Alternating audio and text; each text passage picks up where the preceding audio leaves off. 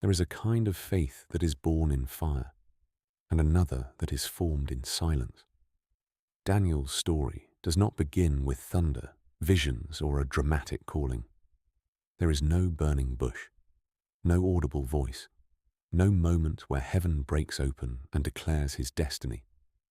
Instead, Daniel's life begins in something far more unsettling: the quiet collapse of everything he knew. He was likely born into nobility, raised within the extended circle of royal influence, a young man of promise, education, and privilege. His future would have seemed secure, predictable, even honorable. But history has a way of interrupting comfort, and judgment has a way of exposing what generations have ignored. Before Daniel ever stood before kings, he stood as a witness. He witnessed a nation drift. He witnessed compromise become culture. He witnessed warnings ignored until consequences could no longer be delayed.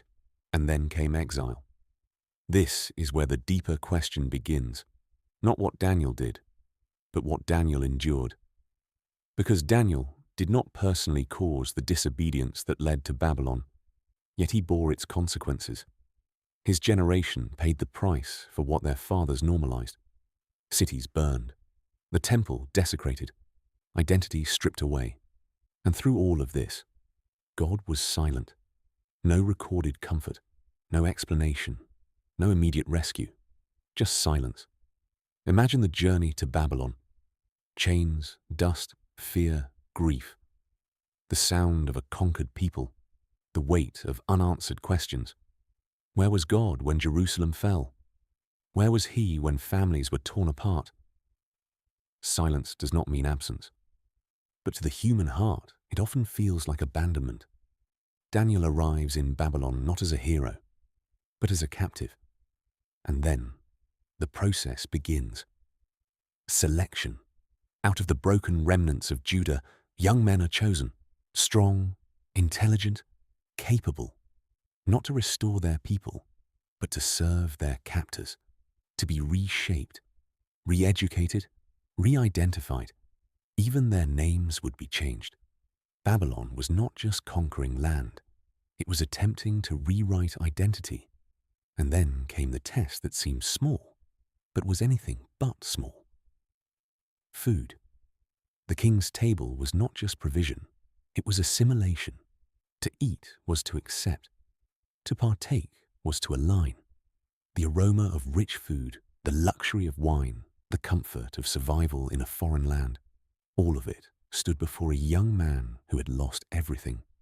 And still, God was silent. No command recorded, no divine interruption, just a decision.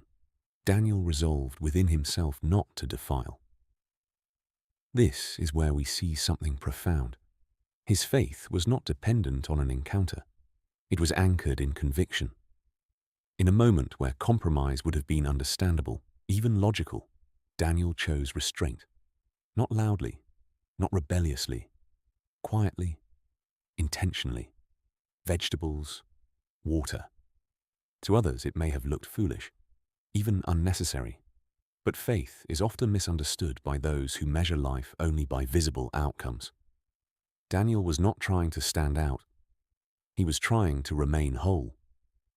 And in that quiet act of obedience, something invisible began to form.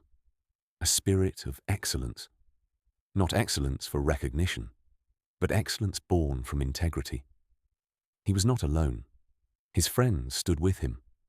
Together, they chose discipline over desire, identity over pressure, conviction over comfort.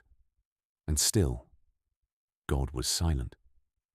Then came something darker, a trauma rarely spoken of, yet deeply significant. They were made eunuchs. A violent, irreversible act, a stripping not just of physical ability, but of future, legacy, and personal identity. In a culture where lineage mattered, this was more than physical pain. It was existential loss. From 10, perhaps only 3 survived. Daniel endured this, and still, God was silent. No intervention, no recorded healing. no immediate justice. This is the kind of silence that tests the deepest parts of faith, because it is one thing to trust God when He speaks. It is another to trust Him when He does not. Yet Daniel did not turn bitter. He did not abandon his convictions. He did not reinterpret his suffering as proof that God had abandoned him. Instead, he continued. He learned. He served. He grew. And something remarkable happened. Not suddenly, but gradually.